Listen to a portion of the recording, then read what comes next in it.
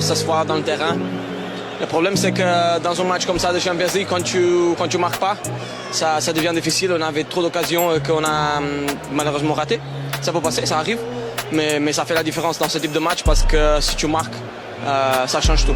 Ils ont très bien entré avec l'aide de l'ambiance aussi.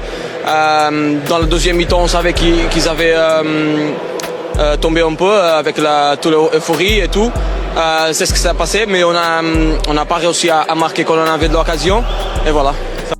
Ils ont mis une stratégie en place qui était quand même assez simple, c'est de bien défendre et à la récupération des ballons apporter de la verticalité. Ils ont apporté du danger, ils ont logiquement été récompensés par l'ouverture du score. Après ils concèdent 2 buts qui sont là aussi évitables, mais c'est aussi les carences actuelles de ce Real qui est pour eux donc sur un plan donc défensif. Mais on assistait à du roi football en seconde période. Donc City a eu plusieurs munitions pour mettre le 3e but qui aurait clos totalement Edebla sans un excellent donc Thibaut Courtois. Après bon, il a fait rentrer plein de munitions. Hendrick qui joue quasiment jamais, un Diaz également. Donc ils étaient 5 ou 6 joueurs à profil offensif. C'était du roi football, certes dans l'énergie, dans l'envie, parce que vous êtes quand même le Real Madrid, parce que vous portez ce maillot, vous êtes à domicile, vous avez des obligations en quelque sorte. Il y a une débauche d'énergie. Mais de nouveau, il y a plein de joueurs qui ne sont pas à leur niveau, il y a plein de joueurs que l'on ne voit pas non plus donc, progresser, il n'y a toujours pas d'identité donc, de jeu.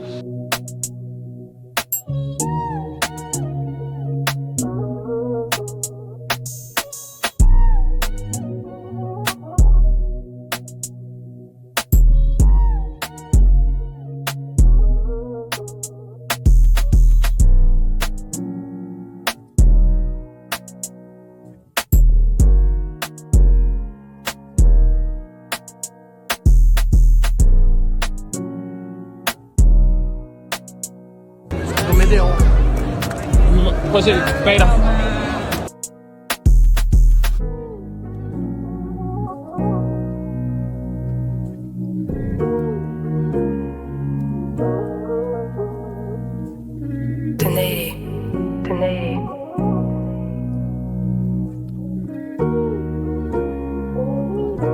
Congrats, Nonny, 2 goals, player of the match. How do you feel? Thank you, man. Yeah, I feel great. Thanks to the team.